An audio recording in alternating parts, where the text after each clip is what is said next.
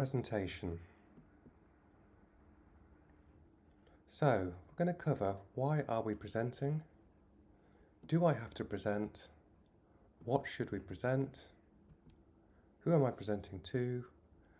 Do I need to upload a presentation? And finally, some presentation tips. People don't buy what you do, they buy why you do it. This quote by author Simon Sinek neatly summarises why presentations are important. They provide an opportunity to communicate purpose and rationale, not just outcomes.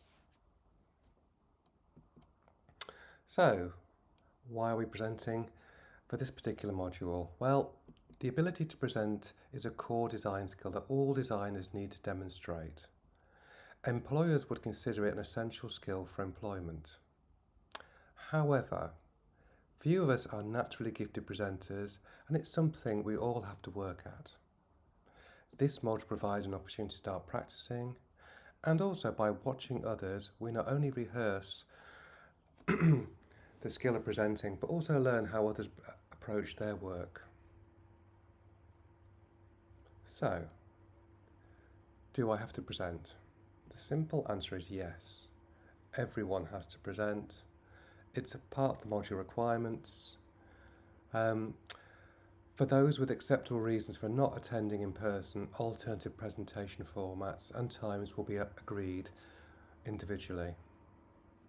As I've said in previous emails, acceptable reasons include illness, supported by an extension, student accessibility plans with an appropriate recommendation that says why someone shouldn't present, or travel planned before the 13th of March.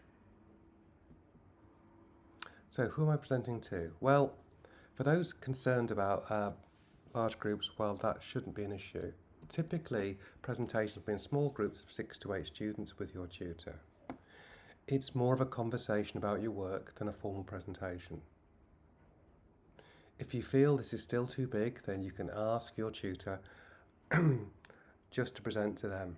However, you need to let them know in advance so they can schedule it properly. Presentation is the art of making your ideas visible. This quote by Gare Reynolds, who's a designer, is a concise statement linking visual communication, storytelling, and audience engagement. This is particularly relevant for graphic and communication design students. So, what should I present? Your tutor will advise you on what they would like to see presented.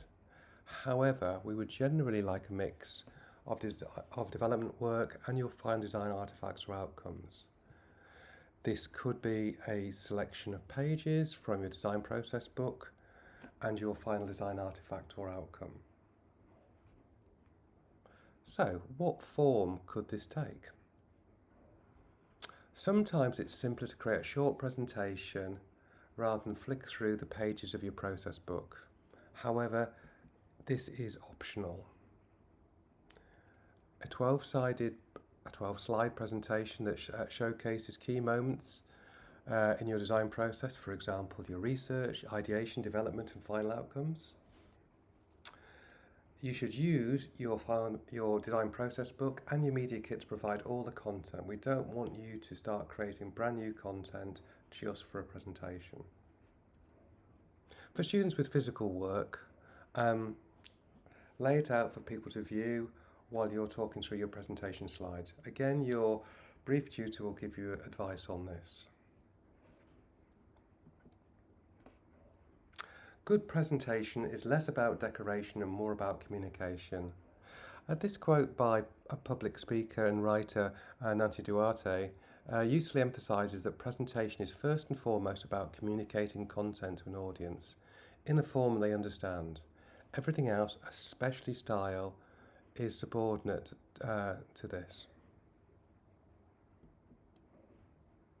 So, in terms of a structure, if you're thinking about a 12-slide presentation, a title slide with your name and the brief title, 2 to 3 slides about your research, and again, we're not showing all your research, just the key highlights.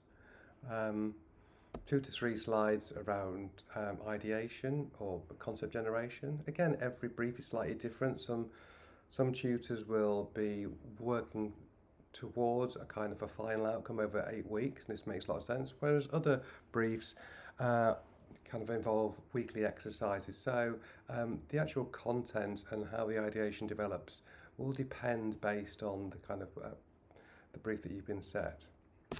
2 to 3 development slides of your chosen concept if that's appropriate, and then finish with 3 to 6 hero images. That would be a good presentation. Oh, and not to forget, one final slide that kind of summarises your reflections on your project.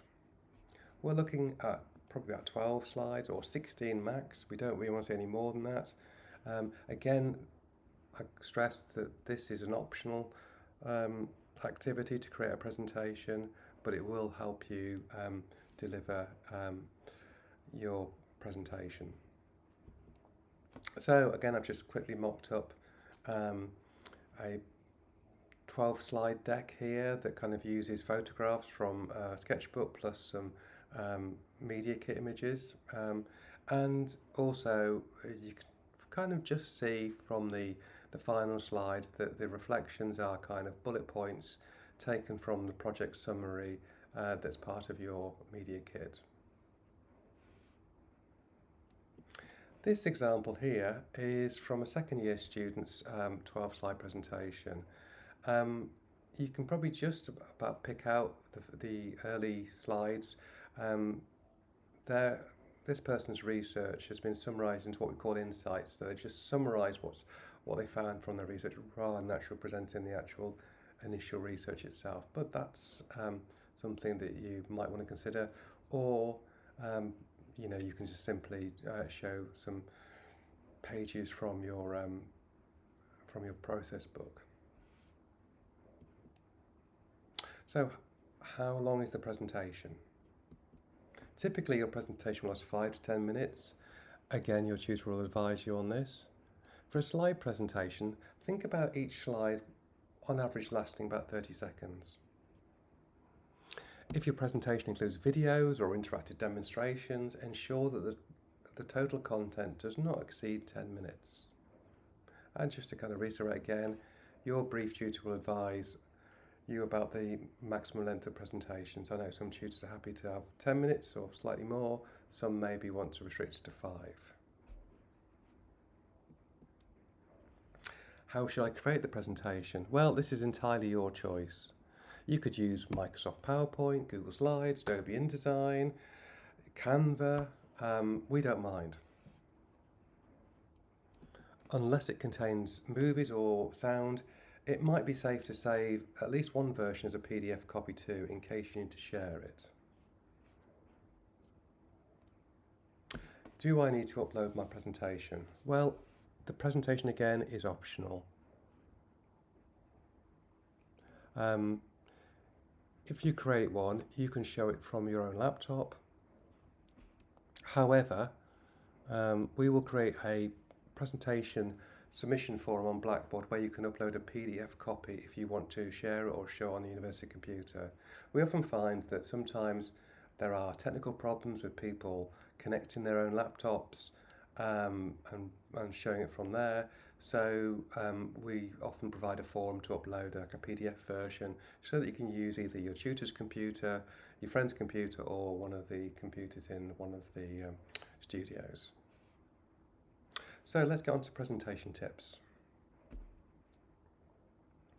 It's all in the planning. So what will you say? I would tend to say that you should probably focus on talking about why you've done something rather than what something. That kind of reflects Simon Sinek's quote that we read earlier. The reason for this is that your visual should show what you've done. So what you say should focus on why you did it. Sometimes it's hard to get into that mentality, but if you can, the more you talk about why you've done something rather than what you've done, all the better. So write a short script and then edit it until it's perfect. One of the most difficult things when we come to present in front of other people is is actually kind of making eye contact and kind of having positive body language. This is something you'll work on over the next 3 years, but if you can, just keep your head up and focus on the audience. That's all important. In some ways, if you do create a slide deck to present your work, that takes people's attention away from you and onto the slides. So if you're feeling a little bit nervous or then and self-aware, then certainly creating a presentation will kind of remove the focus from you to the screen or onto your actual work. And just remember, it's kind of a conversation, really. You're in a small group of people. You'll be talking for 5 minutes or 10 minutes maximum about your work, and then there'll be some form of discussion or questions afterwards. So think about it as a conversation. Try and keep it simple and visual. There's often a tendency, particularly with first-year students, to put too much on the screen just to show that you've done lots of work. We don't need to worry about that because you've submitted a design process book that shows the work. So the presentation has a different purpose. It's about communicating what you've been trying to do to an audience, and they're not going to have time to read every single slide. So if you can keep the visuals quite simple or edit what you've put in a process book into a kind of a simple form, perfect. Speaking of perfect, practice makes perfect. So run through your presentation with your friends in your apartment, even to yourself, and you can even record it or practice it so that you're trying to get things done in 5 or 10 minutes. So you could even record yourself doing it so you can play it back and see where you can make improvements. So practice definitely makes perfect. And importantly, crucially, keep it to time. So if you have any questions about presentation format for your particular brief, then speak to your tutor. If you've got more general questions about it, then obviously you can email me at jamie.steen@northumbria.ac.uk. I hope that was of help.